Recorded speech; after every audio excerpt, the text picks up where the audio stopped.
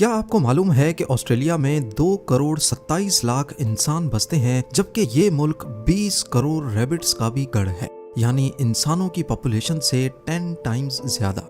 इन rabbits ने Australia में इतनी तबाही मचा रखी है कि गवर्नमेंट ने इन्हें तबाहकुन मखलूक डिक्लेयर कर रखा है। जहां ऑस्ट्रेलिया के लिए रैबिट्स एक नुकसानदेह क्रिएचर है और वो इनसे छुटकारा पाने की हर नाकाम कोशिश कर चुके हैं, वहीं चाइना ने पिछले 30 सालों में 40 लाख से भी ज्यादा रैबिट्स इंपोर्ट किए हैं, उनको खाने के लिए नहीं बल्कि कुबूची डेजर्ट में एक अनोखा एक्सपेरिमेंट करने के लिए। और जो रिजल्ट निकाला गया उसने पूरी दुनिया को हैरानो परेशान छोड़ दिया है। नाजरीन, जब कोई रेगिस्तान हरी भरी जमीन को निगल कर उसे भी रेगिस्तान में कन्वर्ट करता है तो इस प्रोसेस को डेजर्टिफिकेशन कहते हैं, और इसका सबसे बड़ा विक्टिम है चाइना में मौजूद कुबूची डेजर्ट। एक वक्त था जब कुबूची डेजर्ट सालाना 5 लाख एकड़ के हिसाब से फैलता जा रहा था, यानी हर साल ये डेजर्ट 5 लाख एकड़ के करीब जरखेज जमीन को भी निगल रहा था। उस वक्त चाइना ने एड़ी चोटी के जोर लगाए और डेजर्टिफिकेशन के इस रेट को कम करने की कोशिश की। 1950s और 1960s के दौरान कई प्रोजेक्ट्स लॉन्च किए गए, सैंड कंट्रोल स्टेशंस बनाए गए, रेगिस्तान में दरख्त लगाए गए, लेकिन रेत का ये समंदर काबू से बाहर था। फिर एक दिन वैंग वैनबियाओ नामी एक लोकल एंटरप्रेन्योर ने सब कुछ बदल दिया।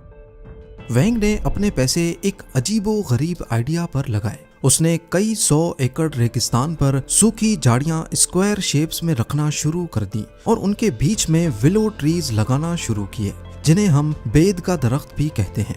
विलो एक ऐसा दरख्त होता है जो पानी के बगैर भी जिंदा रह सकता है, क्योंकि उसकी जड़ें रेगिस्तान में 300 फीट नीचे तक जाकर पानी को तलाश करती हैं। ये लकड़ी पेपर और फर्नीचर बनाने के काम आती है, पर सिर्फ तब अगर ये पेड़ रेगिस्तान में टिक पाए। कुबूची डेजर्ट में तेज हवाएं रेत को उड़ाकर बिखेर देती हैं, जिससे अंदर फंसी हुई नमी भी एवोपरेट हो जाती है, और इन्हीं तेज हवाओं से विलो के पौधों को बचाने के लिए इसके इर्द गिर्द झाड़ियां लगाई गई थी। शुरुआत में वैंग पर सब लोग हंसते थे कि देखो कौन पागल रेगिस्तान में पेड़ लगाता है, लेकिन किसी को भी वैंग के इरादों का इल्म नहीं था। अगले 3 साल तक सब सही चलता रहा, लेकिन फिर एक नया मसला खड़ा हो गया। विलोज के पेड़ को अब स्पेशल केयर की जरूरत थी। अगर उन्हें पेपर और फर्नीचर इंडस्ट्री को बेचना था तो जरूरी था कि पेड़ की नई टहनियों को फौरन काट दिया जाए ताकि दरख्त का मेन तना मोटा हो जाए। पर रेगिस्तान में ये काम करना बहुत मुश्किल भी था और महंगा भी, और यही